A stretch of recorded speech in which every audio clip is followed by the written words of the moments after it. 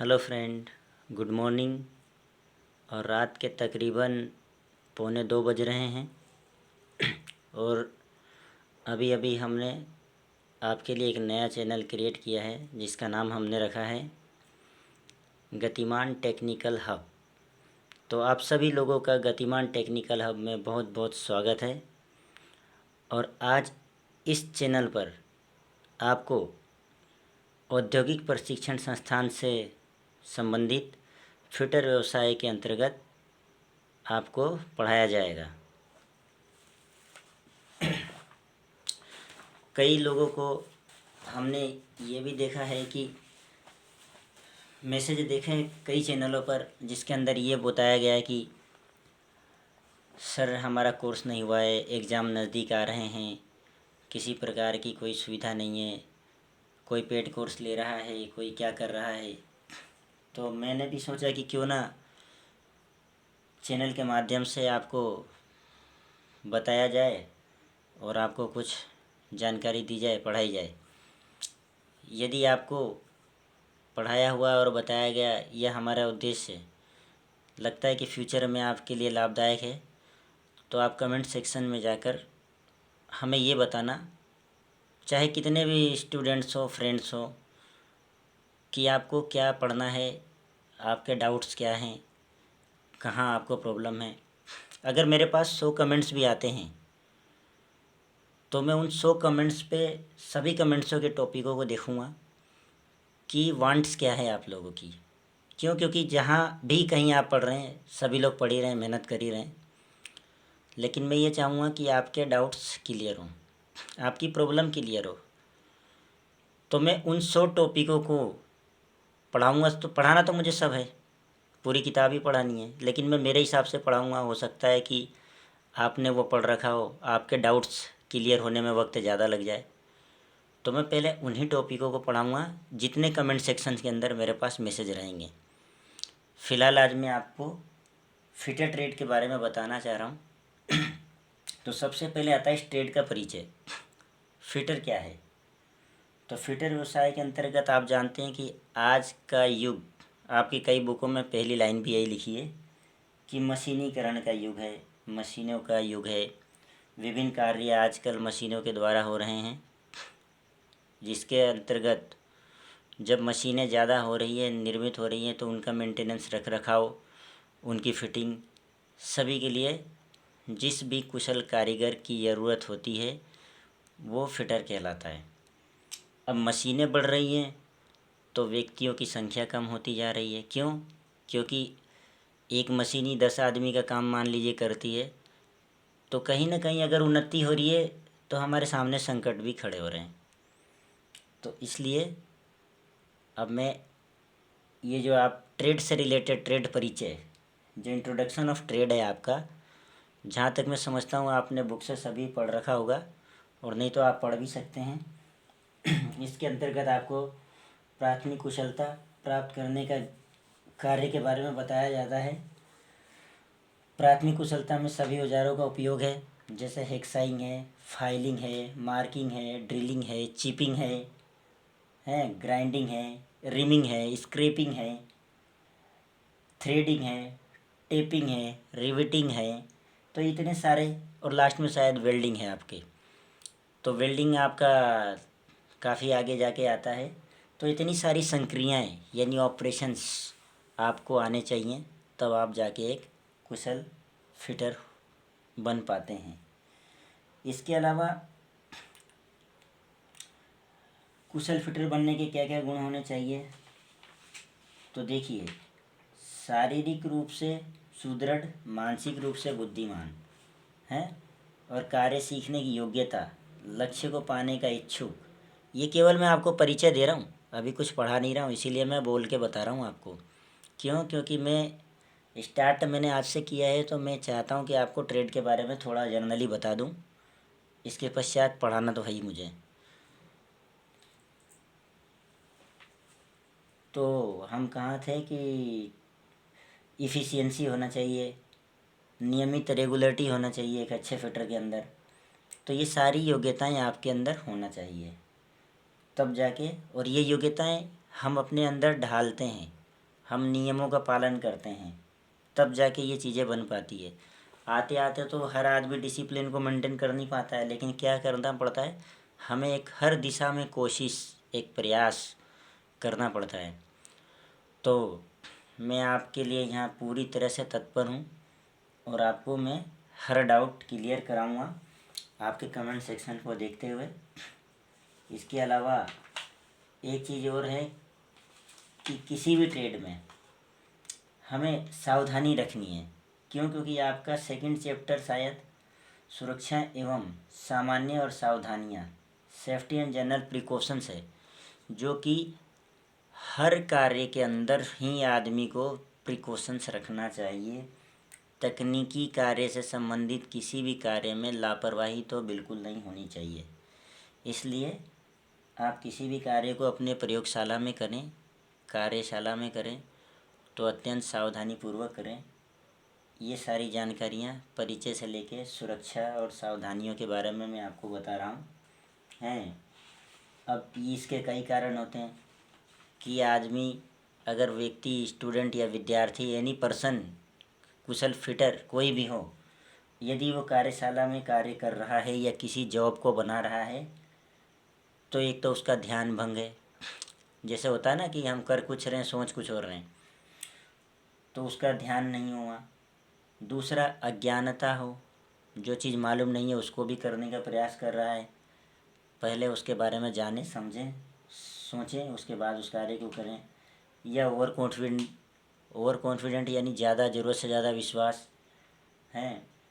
तो अरुचि होना, जैसे इंटरेस्ट नहीं है काम में, ज़बरदस्ती अपनी इच्छा के विरुद्ध कार्य कर रहे हैं। तो ये सारे कारण होते हैं दुर्घटना के, जो कि हमें इन सभी कार्यों को, मानसिक तनाव को दूर रखते हुए अपने कार्य से संबंधित वर्क को पूरा करना चाहिए। एक चीज़ मैं आपको बताना चाहूँगा कि अभी मैंने स्टार्ट किया है, तो मैं आपको ये जो चैप्टर है, थ्योरेटिकल चैप्टर है, जिन्हें आप बुक से पढ़ सकते हैं, लेकिन मैं उसके बारे में आपको समझा रहा हूँ। बाद में मैं आपको बता दूँगा इसके अंदर भी आपको क्या क्या पढ़ना रहेगा। क्यों? क्योंकि मेरी वीडियो आती रहेंगी, आपको चिंता करने की ज़रूरत नहीं है। आप बेधड़क होकर कमेंट सेक्शन में मुझे बता देना कि आपको किस चीज़ की ज़रूरत है। दूसरा एक चीज़ मैं ज़रूर आपको कहना चाहूँगा कि हर कार्यशाला, प्रयोगशाला, कंपनी, फैक्ट्री, उद्योग, तमाम जगह पे फायर एक्सटिंग्विशर का बहुत महत्व होता है। फायर एक्सटिंग्विशर का मतलब समझते हैं आप? आग बुझाने वाला यंत्र हैं। तो ये कई टाइप के होते हैं। CTC एक्सटिंग्विशर होता है, एक होता है आपका ये CTC एक्सटिंग्विशर। ये बिजली द्वारा लगी आग को बुझाया जाता है इससे। ये किस काम आता है? बिजली द्वारा लगी आग को बुझाने में। CTC फायर एक्सटिंग्विशर, ये CTC होता है आपका। अब इसका तात्पर्य क्या होता है, देखिए मैं आपको बताता हूँ, किताब में दिया भी होगा, कहीं ना कहीं आपने पढ़ा होगा। कार्बन टेट्रा क्लोराइड, ये होता है कार्बन टेट्रा क्लोराइड। इसका रसायन, केमिस्ट्री में इसका सूत्र होता है CCl4। ध्यान रखिएगा, ये पूछा जाता है कहीं कहीं, CCl4 कार्बन टेट्रा क्लोराइड। इसके अंदर, सिलेंडर के अंदर भरा जाता है। सिलेंडर के ऊपर डबल एक्टिंग फोर्स पंप लगा होता है।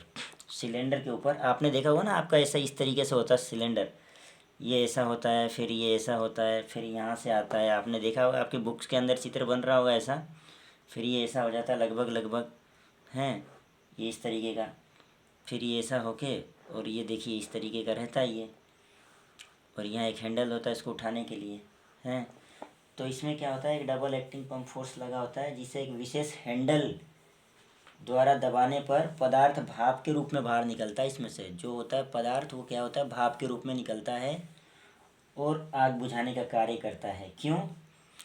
क्योंकि इसका उपयोग बिजली द्वारा लगी आग में, अब आप पानी, ये सब आप इस तरीके का पदार्थ फेंकने लग जाओ जो उसमें H2O की प्रेजेंसी हो, जल की प्रेजेंसी हो, तो पता चला क्या होगा, शॉट लगेगा।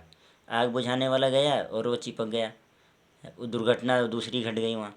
इसलिए इस तकनीकी का उपयोग किया गया है कि बिजली द्वारा लगी आग को बुझाने के लिए एक फोम टाइप में ना हो करके भाप के रूप में निकले और कार्बन टेट्रा एक केमिकल के रूप में निकले और उस आग को बुझाए। इसके लिए क्या होता है, fire extinguisher is very important, बहुत महत्वपूर्ण है। प्रत्येक जगह पे अचानक किसी दुर्घटना आग लगने के कारण हैं उसको बुझाने के लिए, नियंत्रित पाने के लिए, तब तक कहीं भी इस तरह की घटना होती है तो फायर एक्सटिंग्विशर आप जानते हो 101 फ़ोन करके बुला लिया जाता है। इसके पश्चात आपके क्या आता है, देखिए दूसरा फायर एक्सटिंग्विशर कैसा होता है कि फोम प्रकार का होता है। ये तो पहला था आपका CTC और दूसरा होता है फोम टाइप का। फोम होता है आपका FOM फोम टाइप का होता है ये फोम प्रकार। ये सेकंड होता है। ये क्या होता है कि इसका उपयोग तेलीय पदार्थ यानी ऑयल द्वारा लगे आग से लगे आग को बुझाने के लिए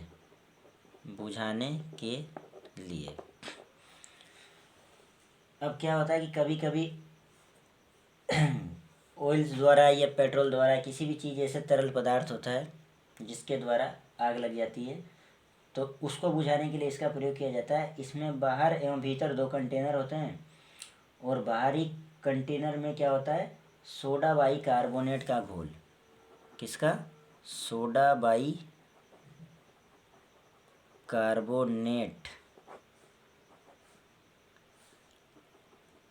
इसमें सोडा बाई कार्बोनेट का घोल भरा होता है।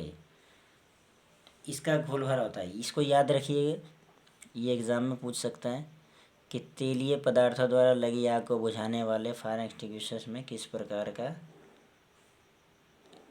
घोल भरा होता है या क्या काम आता है। तो कहने का मतलब ये नहीं कि ज़रूरी नहीं है कि हमारे फिटर के एग्ज़ाम में ही, अब आप लोग क्या है ITI करने के साथ साथ जॉब प्रिपरेशन भी करते हैं, जिससे लोको पायलट, टेक्नीशियन वगैरह तमाम तरह की जॉब है। अपने राजस्थान बिजली परमाणु बिजली उत्पादन इकाइयों में भी वैकेंसियाँ आती है।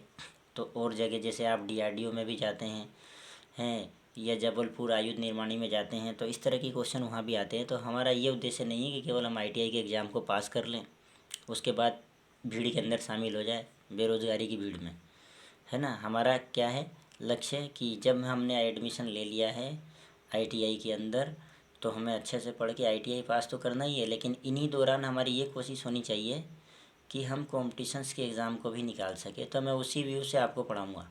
ये जो मैं बता रहा हूँ जर्नली अभी मैंने स्टार्ट किया है। आपकी प्रॉब्लम, आपकी समस्याओं को देखते हुए, आपके रिस्पॉन्स को देखते हुए आपको प्रत्येक चीज़ ऐसी उपलब्ध कराऊँगा कि इस क्षेत्र के अंदर, टेक्निकल क्षेत्र के अंदर आपको कहीं कोचिंग पढ़ने की भी आवश्यकता नहीं पड़ेगी। ये आपको गतिमान टेक्निकल हब के द्वारा सभी कुछ उपलब्ध कराया जाएगा।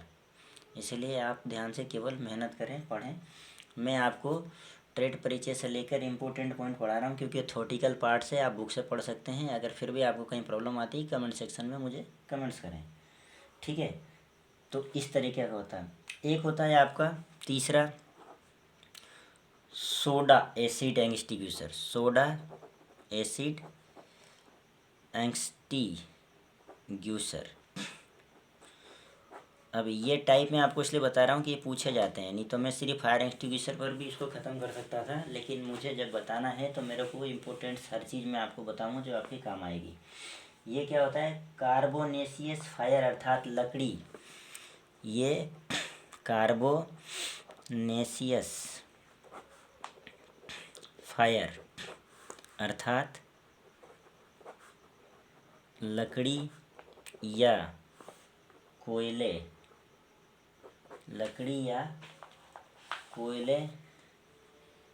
या किसी कपड़े द्वारा लगे आग को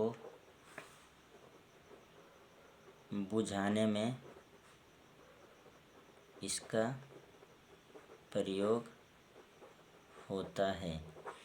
तो जो आग लकड़ी से, कोयले से या किसी भी मतलब घरेलू वस्तु से लगती है, उसको बुझाने के लिए सोडा एसिड एक्सटिंग्विशर का प्रयोग किया जाता है। और इसका एक बात का खास ख्याल रखिएगा कि इस एक्सटिंग्विशर का प्रयोग विद्युत या तेलीय पदार्थों द्वारा लगी आग में नहीं किया जाना चाहिए। क्यों? क्योंकि इसका प्रयोग वहाँ आप नहीं कर सकते हो, क्योंकि इसमें जल की मिलावट होती है लगभग थोड़ा बहुत इस तरह का, जो आप यूँ मान के चलो कि क्या बोल सकते हैं हम उसको, वेटेड टाइप में होता है इसका फोम अंदर, जो इसके अंदर एसिड वगैरह भरा होता है। तो इससे क्या होता है कि आग और फैलने का कार्य कर सकती है। कहने का तात्पर्य ये है कि अगर आप बिजली वाले में अगर इस तरीके का पानी या घोल इस तरह का जिसमें H2O की प्रेजेंसी हो उसका उपयोग करते हैं तो क्या होगा, शॉर्ट लगेगा। अगर सपोज करिए पेट्रोल से ही आग लगी और आप वहाँ पानी फेंकेंगे तो बुझेगा नहीं, वो फैलेगा, है ना, क्योंकि जहाँ जहाँ पानी जाएगा वो पेट्रोल उसके साथ साथ मिक्स होकर आग लगता है और फैलता है। तो वहाँ इनका उपयोग नहीं करना। घरेलू चीज़ें मैंने बताया ना, जैसे आपके कोयले से, कपड़े से या किसी लकड़ी से आग लगी है, वहाँ इसका उपयोग होता है। और इस फायर एक्सटिंग्विशर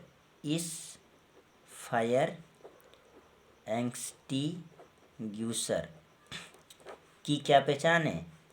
की पहचान इसकी, क्योंकि आप कैसे पहचानोगे कि इसका उपयोग कौन सा फायर एक्सटिंग्विशर, क्योंकि हो सकता है उस पर लिखा ना हो। तो इसका सीधा सा एक कारण है कि इसकी बॉडी पर बने पीले रंग का 100 mm साइज का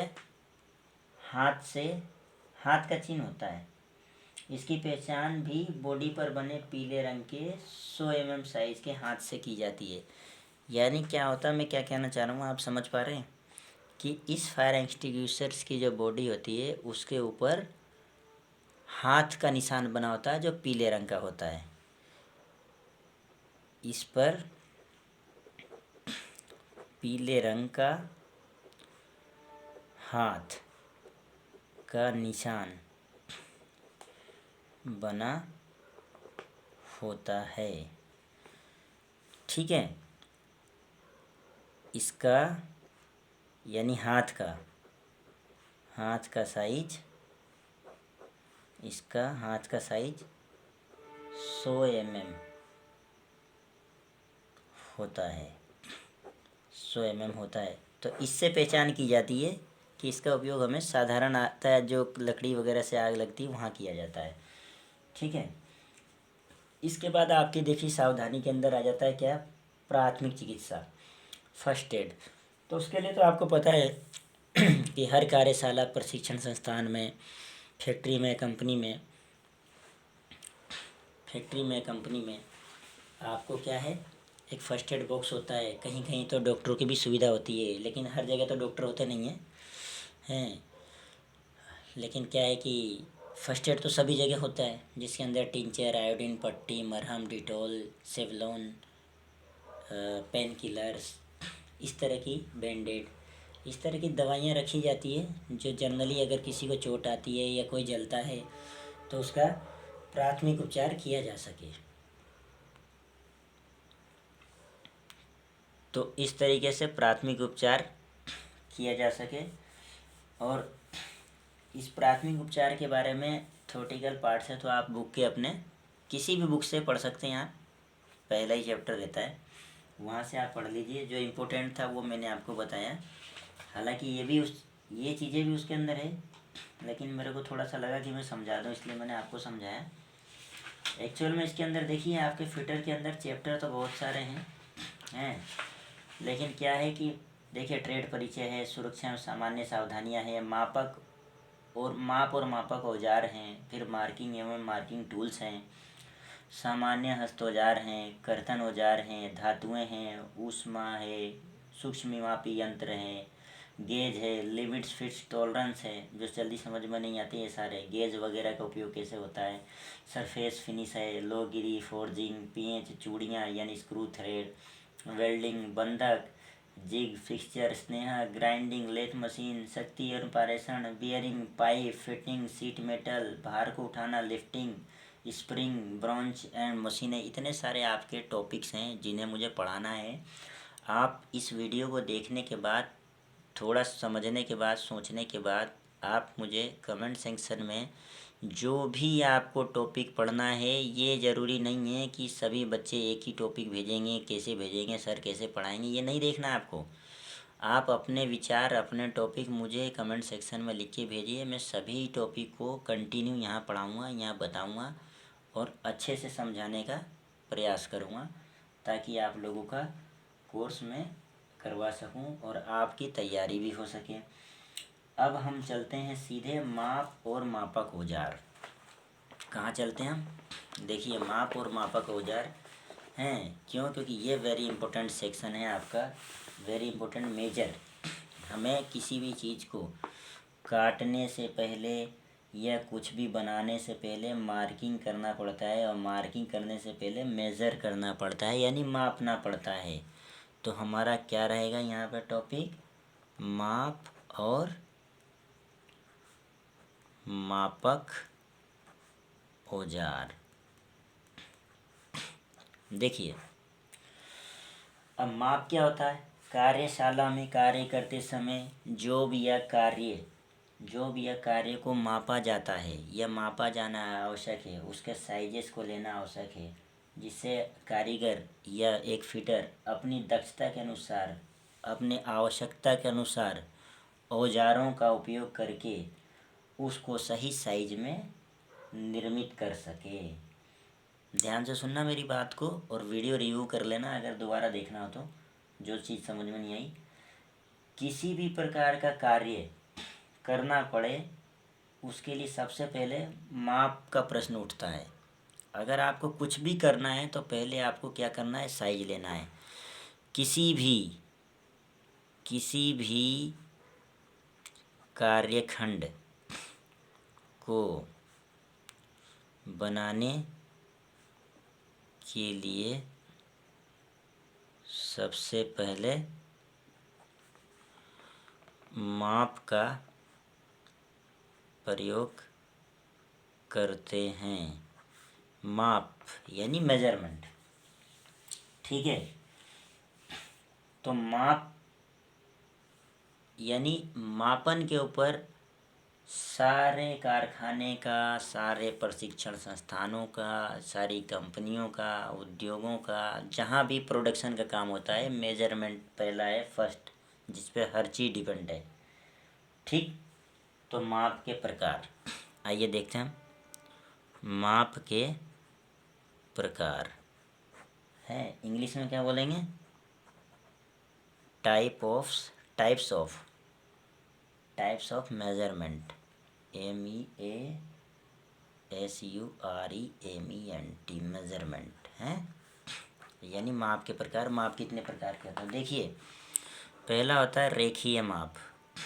रेखीय माप है, इंग्लिश में बोलेंगे इसको liner measurement. Liner, MEASUREMENT, liner measurement. अब आप जानते हैं किसी भी चीज़ को नापेंगे आप, अगर मैं आपसे बोलूँ ये आपका कोई जॉब है, यहाँ से यहाँ तक की लंबाई 5 सेंटीमीटर है, ये 3 सेंटीमीटर है, तो आप क्या करेंगे?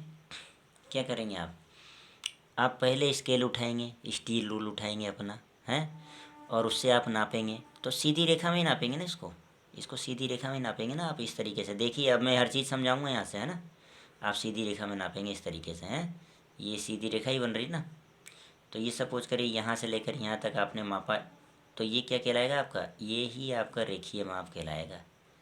रेखीय माप समझ में आया आपको? तो यही आपकी रेखीय माप है, जिसे सीधी रेखा में मापा जाता है, हैं, रेखीय माप। मैं यहाँ लिख देता हूँ, ये सीधी रेखा में मापा जाता है, हैं। उदाहरण के लिए आपको बता ही दिया मैंने, यहाँ से लेकर और यहाँ तक की दूरी है जो आपकी। और यह किसके द्वारा मापा जाता है? यह माप, ध्यान से देखिएगा, यह माप स्टील रूल है। इसको देखिए, निम्मी पैटर्न पे आपका एग्ज़ाम होता है, निम्मी पैटर्न पे है, आपने सुना ही होगा, निम्मी सिम्मी का पैटर्न रहता है, उस पर एग्ज़ाम होता है। तो इस्पात मापनी भी कहते हैं हम तो। इस्पात, स्टील का मतलब होता है इस्पात मापनी है, इस्पात मापनी के द्वारा किया जाता है। यह माप इस्पात मापनी द्वारा लिया जाता है। फिर आपका देखो, आप सभी जानते होंगे वर्नियर कैलिपर्स हैं, पढ़ा है आपने, आता है आपको माप लेना? देखिए इस यहीं कॉपी पर आपको सिखा दूंगा माप लेना। आने दीजिए ये टॉपिक, जब ये टॉपिक आएगा ना मेजरमेंट वाले टूल्स, तो मैं आपको कॉपी पे micrometer, wire gauge, sine bar सबके माप सिखा दूंगा। केवल आप, मैं फिर कह रहा हूँ, अच्छे से पढ़ना स्टार्ट करिए और अपनी प्रॉब्लम्स को कमेंट सेक्शन में दीजिए, मैं उन पर पूरी तरह से मेहनत करूँगा।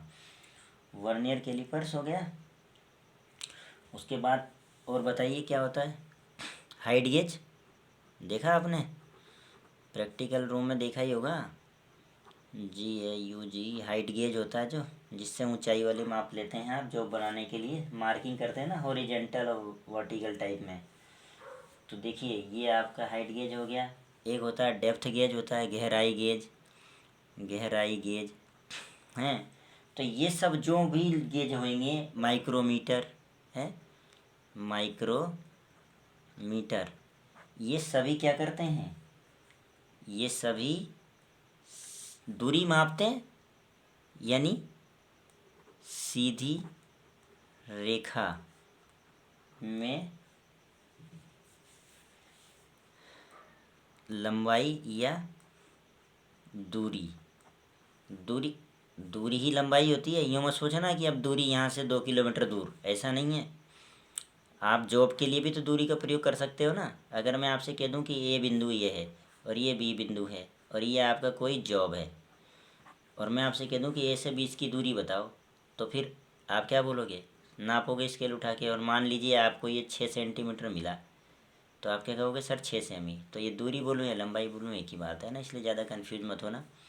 क्यों? क्योंकि मैं आपको हर तरीके से पढ़ाऊँगा और बताऊँगा, इसको ध्यान से देखिए आप, है ना, और लिखते जाना अगर ज़रूरत पड़े तो। और अगर आपको और भी कुछ अच्छे से चाहिए, आपको लगता है कि आपको समझ में आ रहा है, अच्छा है, PDF चाहिए या सजेशन चाहिए किसी बुक्स के, या मेरे द्वारा नोट्स चाहिए, तो आप मुझे बताना, मैं अवेलेबल कराने का पूरा प्रयास करूँगा है। दूसरा है आपका कोणीय माप, ध्यान से देखिए, कोणीय माप। कोणीय माप को इंग्लिश में क्या कहते हैं?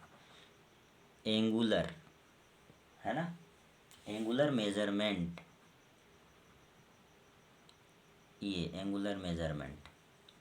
ठीक, इसमें देखो एंगुलर मेजरमेंट में क्या होता है कि दो सीधी रेखाओं के आपस में कटने से बनने वाला कोण, या किसी बिंदु से विभिन्न दिशाओं में निर्गत दो रेखाओं के बीच बनने वाला कोण, दोनों कंडीशन है। देखिए एक तो क्या है, पहले मैं लिखा देता हूँ फिर मैं समझाता हूँ, ठीक है? पहले मैं लिखा देता हूँ। दो सीधी रेखाओं, अभी तक आपने किताब में थ्योरी की तरह पढ़ा होगा केवल, और पढ़ते हैं तो माइंड में जाता नहीं जब तक उसको एक्सप्लेन न किया जाए।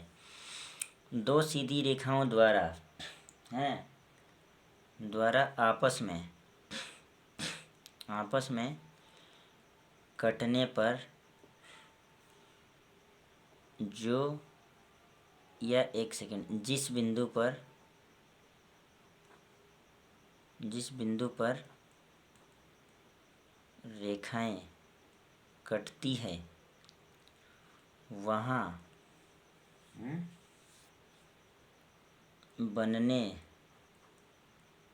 वाला कोण क्या कहलाता है? कोणीय माप, कोणीय माप। अब देखिए कोणीय माप कहलाता है, देखो भाई,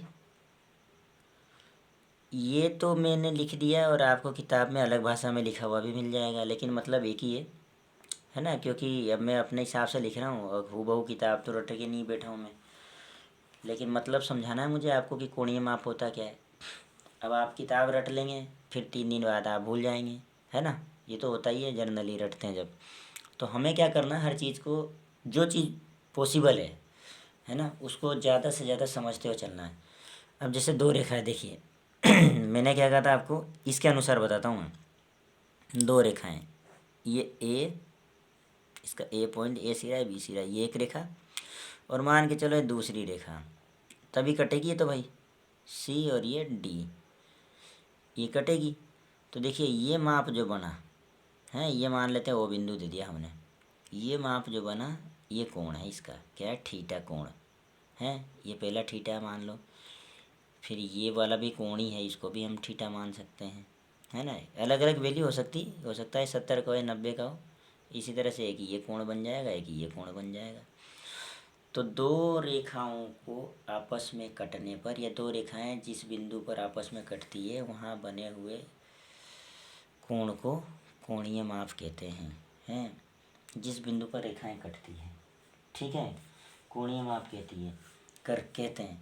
अब मैंने क्या कहा था कि किसी बिंदु से, बात वे की हो, किसी बिंदु से विभिन्न दिशाओं में, सपोज करो ये इधर जा रहा है और मान के चलो इधर जा रहा है, तो भी यहाँ कोण बन रहा है, 180 का बनता है, आपने पढ़ा होगा, देखो कहीं ना कहीं, रिजु कोण बोलते थे आप लोग।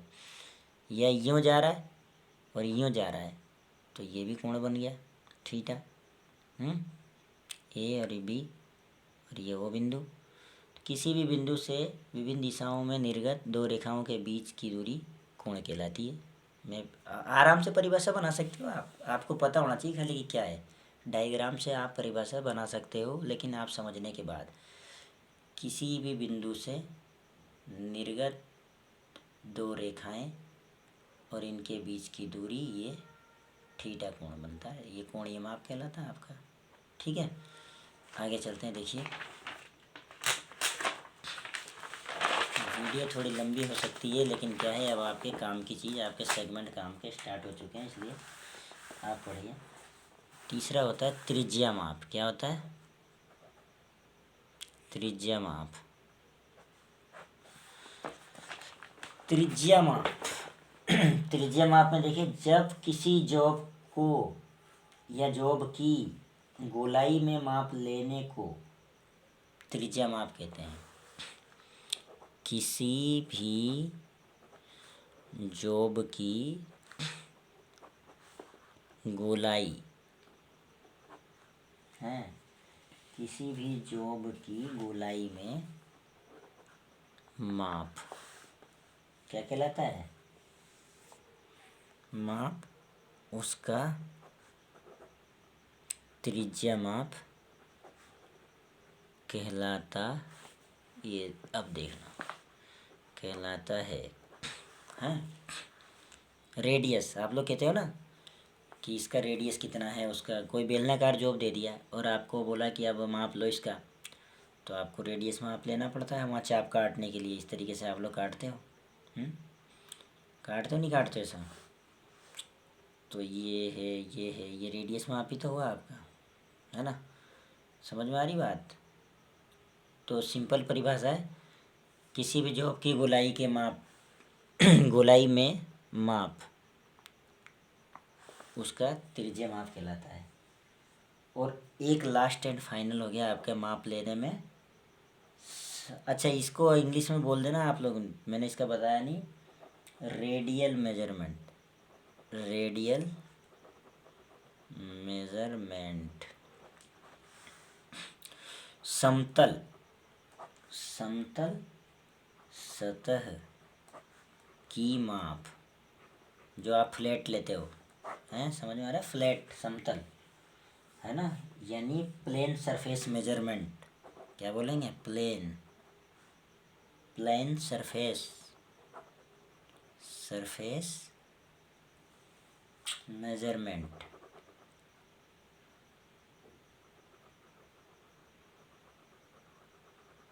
Measurement, plane surface measurement. इसमें क्या होता है, ये ऐसे माप होते हैं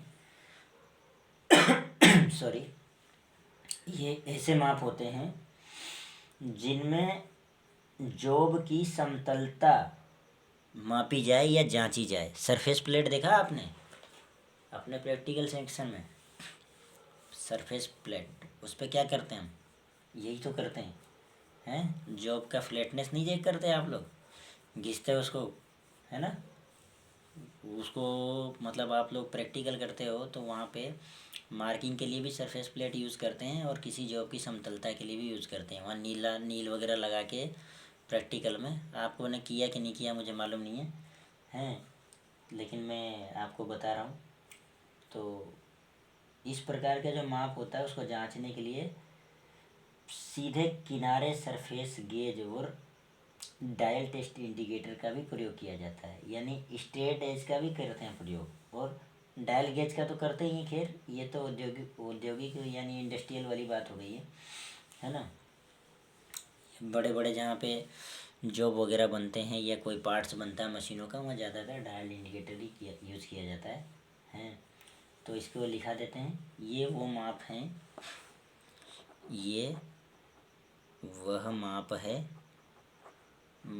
है जिनमें जॉब या कार्यखंड भी बोलते हैं, याद रखना इसको, कार्यखंड की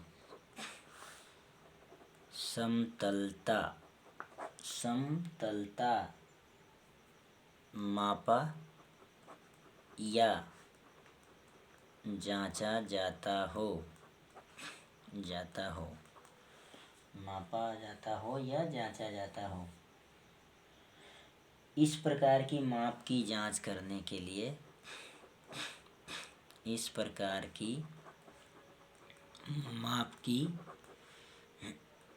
जांच करने के लिए किसका प्रयोग करते हैं? स्ट्रेट एज का, STRAIGHT, straight edge, EADG, straight edge है।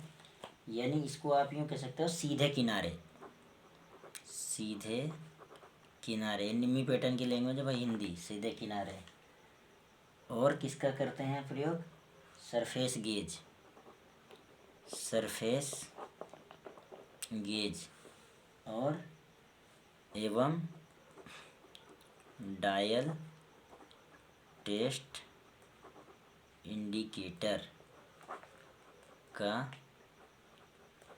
प्रयोग किया जाता है। ठीक, इस तरह का माप लेने के लिए।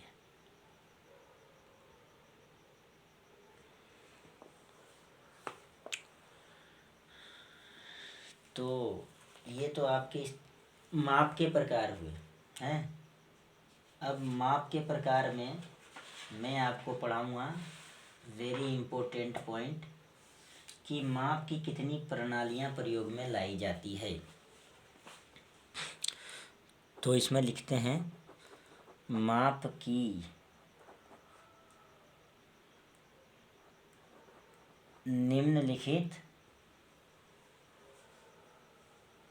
निम्नलिखित प्रणाली, यानी माप कौन कौन से होते हैं? तो ज़्यादातर यानी अधिकतर दो मानक इकाइयाँ यानी यूनिट्स हैं, यूनिट्स बोलते हैं इकाई को, प्रयोग में ली जाती है। ठीक है। अब ये कौन कौन सी है? तो पहली देखिए, माप जो इसकी प्रणाली होती है ना, किस तरह की प्रणाली प्रयोग में लेंगे। तो पहली है ब्रिटिश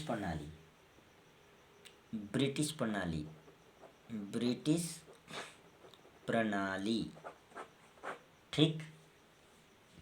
या इसको क्या बोलते हैं, फिजिक्स में आपने पढ़ा होगा, किसी के पास साइंस होगी तो स्टूडेंट समझ जाते हैं, F। और ये आपके कैलकुलेशन में भी दे रखा है, वर्कशॉप कार्यशाला वाले जो आपके ये क्या बोलते हैं कैलकुलेशन बुक, वर्कशॉप कैलकुलेशन वाली बुक के अंदर एफपीएस प्रणाली, एफपीएस प्रणाली, एफपीएस प्रणाली में क्या होता है, फुट, पाउंड और सेकंड।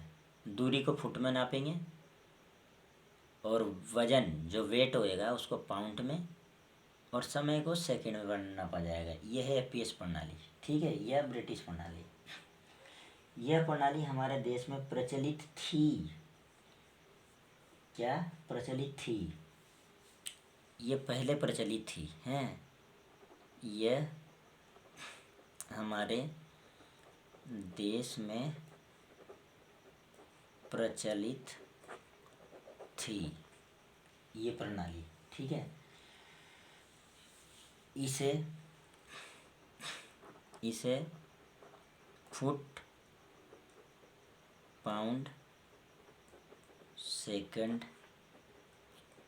कहते हैं। ठीक है,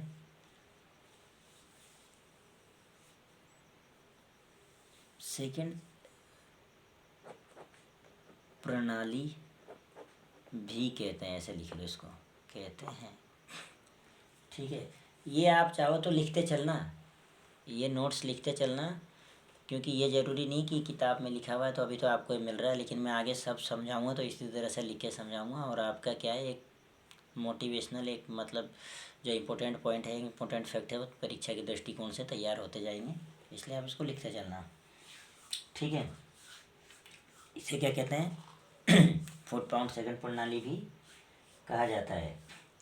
ब्रिटिश, अब क्या हुआ था कि मानक संस्थान की स्थापना जो थी, ये ब्रिटिश मानक संस्थान की, ये 1855 में हुई थी और उसी वक्त ये प्रणाली प्रचलित थी और अभी भी ये प्रचलित है, क्योंकि वहाँ तो यही चलाएंगे। ब्रिटेन ने तो मीट्रिक प्रणाली अपना ली है। ब्रिटेन ने क्या करा, उसने अब तो ब्रिटेन ने यानी एट ए प्रेजेंट टाइम पे ब्रिटेन ने क्या मीट्रिक प्रणाली अपना ली। तो लंबाई का माप लेने के लिए ब्रिटिश प्रणाली में माप की इकाई गज है और कार्य की सुविधा के लिए गज को निम्न भागों में बांटा गया है। तो मैं यहाँ लिख देता हूँ, मैं थोड़ा सा इंपॉर्टेंट पॉइंट लिख देता हूँ आपको, क्योंकि कॉम्पिटिशन्स के एग्ज़ामों में पूछे जाते हैं इस तरह के क्वेश्चन, क्योंकि कई जगह पे आए हुए भी हैं अभी जितने एग्ज़ाम है। हो सकता है आप लोग अभी आईटीआई कर रहे हो तो आपने नहीं देखा होगा हैं, लेकिन हम पढ़ाते रहते हैं तो हम लोगों को मालूम रहता है, इसलिए क्या मैं ये चीज़ें आपको लिखा देता हूँ, मैं पॉइंट वार लिखा देता हूँ। ब्रिटिश मानक संस्था की स्थापना, ब्रिटिश मानक संस्था की स्थापना पूछ लेता है कब हुई थी। स्थापना 1855 में हुई। ठीक है, 1855 में हुई।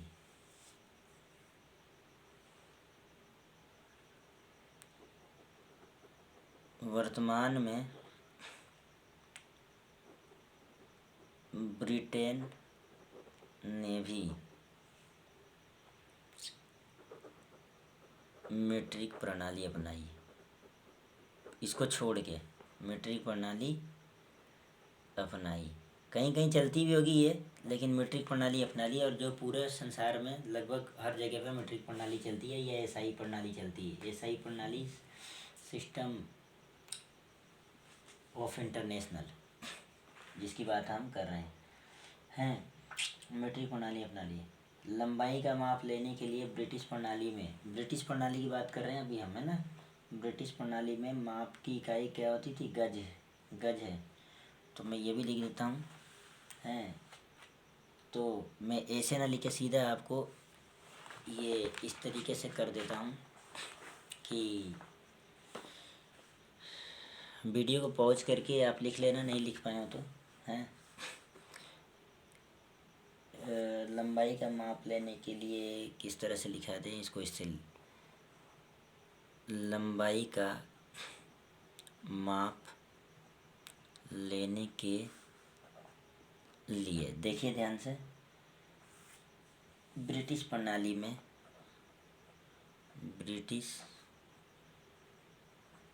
में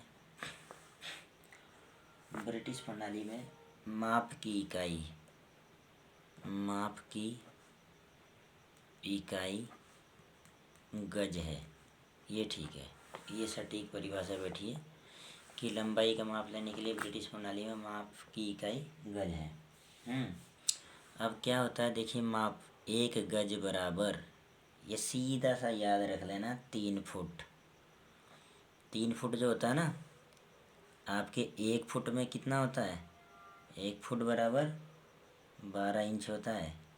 ध्यान से देख लेना। सेंटीमीटर कितना होता है? 30.48 सेंटीमीटर। और इसका मल्टीपल अगर 3 से आप कर दोगे, 30.48 मल्टीपल 3, तो जो भी यहाँ पे सेंटीमीटर आएगा, हैं करके देख लेना आप, वो आपके 1 गज में इतने सेंटीमीटर होंगे। और फुट की बात करें तो 1 गज में 3 फुट होंगे। क्लियर? इसको आप लिख लेना, हैं आपके काम आने वाली चीज़ें हैं ये। अभी ये पहले के मेजरमेंट में होता था कि इंच जो होता है, अब देखो मैं थोड़ा सा और समझा देता हूँ आपको। 1 इंच बराबर 2.54 सेंटीमीटर पढ़ा होगा आपने। 1 सेंटीमीटर बराबर 10 mm। इनको भी याद रख लेना आप, है ना। तो ये जो इंच था, इंच इसका यानी 1 इंच, इसको देखिए साइन में कैसे लिखेंगे, चिन्ह ऐसे, 1 इंच हो गया। 1 इंच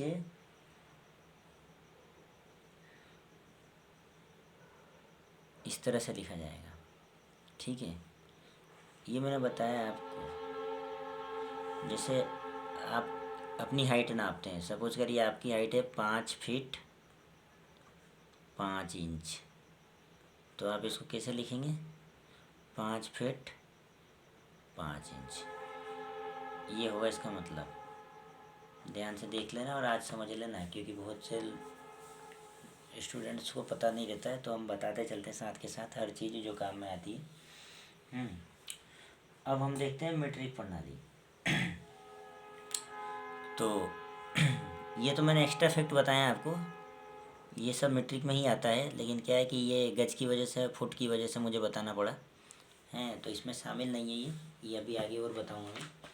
ये केवल आपको समझाने के लिए कि फुट यानी अगर इंच की बात करें तो 36 इंच हो जाएगा 1 गज बराबर।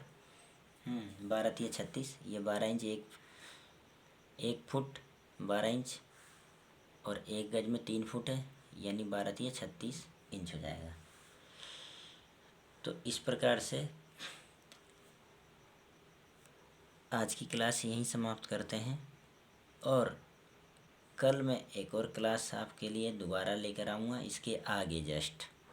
इसके जस्ट आगे जो कल हम पढ़ेंगे, अभी आपको बताते हुए मैं इसको दी एंड करता हूँ, मीट्रिक प्रणाली। अब यूँ मत सोचना आप कि मीट्रिक प्रणाली 2 लाइन में ख़त्म हो जाएगी, छोटा सा तो रहेगा, पढ़ लेंगे इसको, ऐसा कुछ नहीं है। मीट्रिक प्रणाली के अंदर देखिए मैं आपको सारी चीज़ें लिखाऊंगा, इसको समझाऊंगा कि मीट्रिक प्रणाली क्या होती है।